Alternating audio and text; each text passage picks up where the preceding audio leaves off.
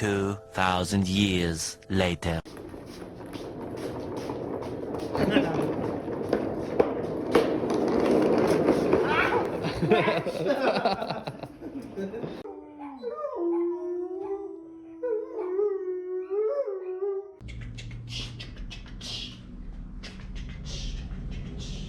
Welcome to another episode, guys.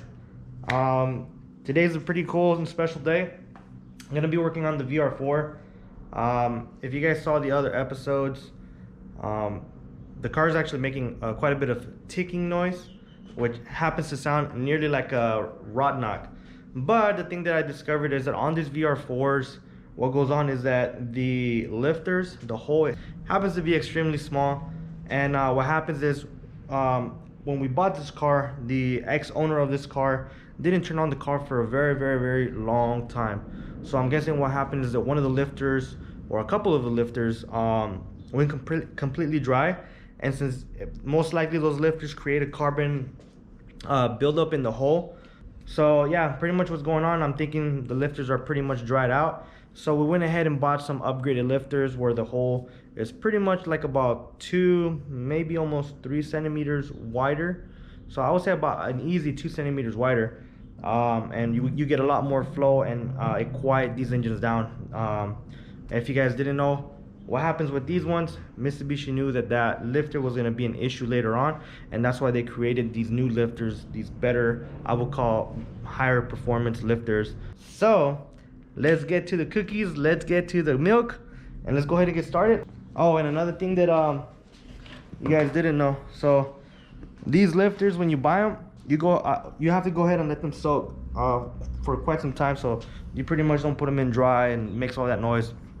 You want to avoid that. So I've been letting these soak in for about maybe 4 days now. More than enough time. I've let them soak for a couple days. 1 day is fine as well, but you know, we'll see how much better it does with a couple days. So one thing I'm gonna go ahead and do before I actually start tearing down the engine, I'm gonna go ahead and turn it on one more time so you guys can get a quick recap on what the car sounds like when it turns on and what kind of noise it makes. So after I put these on, hopefully all that noise is gonna be completely eliminated. Let me go ahead and get those keys.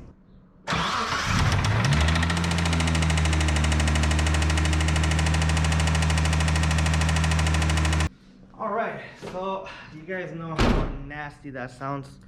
And again, the reason why I believe it is lifters is because some of the times that I've warmed it up, that noise goes completely away and then it comes back. So I know it's a lifter. So let's go ahead and get down and dirty, guys.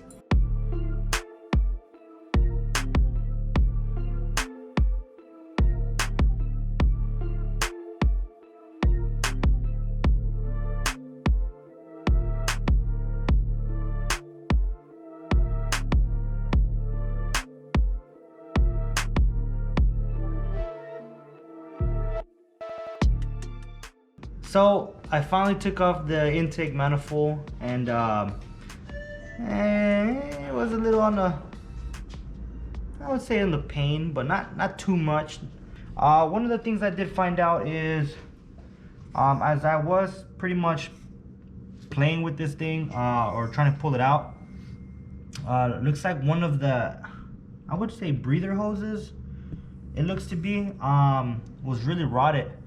So I'm gonna go ahead and take the opportunity to switch out a couple of these hoses that need to get changed out, that are really rotted or old. But yeah, intake manifold is completely out. The next step, I'm gonna check the turbos. I did see a little bit of oil inside the charge pipe, but other than that, I think we should be all right. Check to see if there's water running through the turbos. One thing that I noticed is that this had a little bit of a mix. I'm not sure if it was antifreeze or if it was because of the it was old oil. But to make sure that everything is okay, I'm gonna check the turbos. I had a 85.5 Mitsubishi Stereo. If you guys don't know about those are a 2.4 liter inline turbo, and that turbo runs with the water into the turbo and the oil. So I guess what I want to make sure is that if this does run with the water, that goes into the turbo as well. Hopefully it's not blown out and it's not kind of like mixing with the oil off the turbo and then going into the block and then doing all that stuff. Because I guess what I want to see is to make sure that my head gaskets are still good.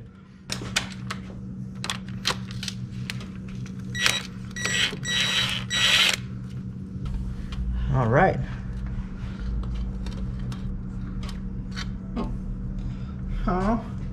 Oh yeah. Valve cover is out. We are ready to go to start popping the lifters.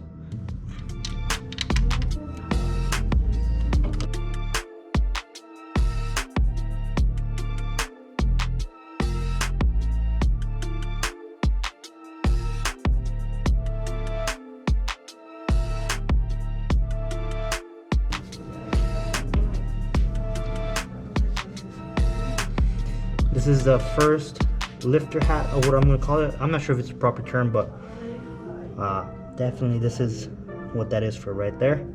Let's go ahead and do our first lifter. I bet you this is going to be pretty stuck on, so I'm going to have to grab my... Wow.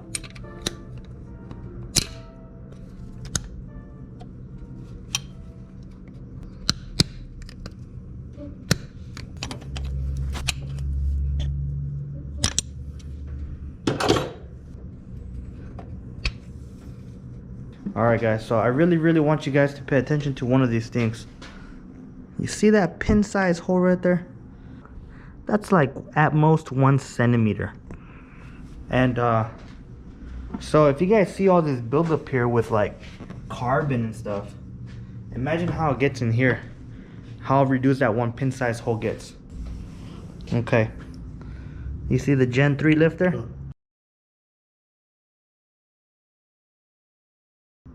That's like 2 centimeters bigger, so that's about 3 centimeters total. That's why these tend to fail really easy. So let's go ahead and install our first lifter. Look at that. Like a charm, baby. It just butter, man. Just slipped right in. OMG. Alright, finally all of the lifters are fully installed and seated with their rocker arm. So finally that is completely done. I'm pretty happy about that because it can get a little bit on the annoying side, but it's not super hard. The next thing that I'm going to be doing, I'm going to go ahead and change out the valve cover gaskets. I'm going to clean them up. I'm going to wash them down. I'm going to prepare everything. And then as soon as those valve cover gaskets are ready, I'm going to go ahead and change out the spark plugs so that I can go ahead and install the new NGK Performance spark plugs.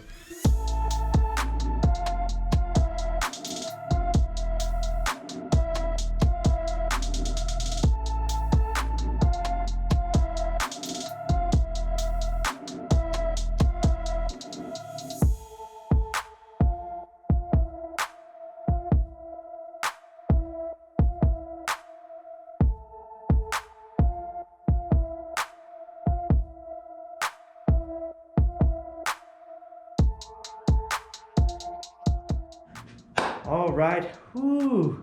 We are just steps away from finally turning on this car. This is the last step holding me from turning the key.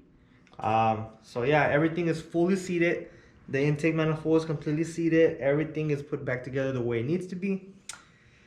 OMG, here is where it comes down to. So let's put this baby on, let's connect it, and let's fire it up. All right, the intake is seated. Everything is fastened there. Last step, let's hook up the battery. I'm hoping I didn't forget anything, but if I did, we'll find out. All right, so the final step is ready. Battery's connected. Here's a moment of truth. If it is the lifters or if it's a rod knock.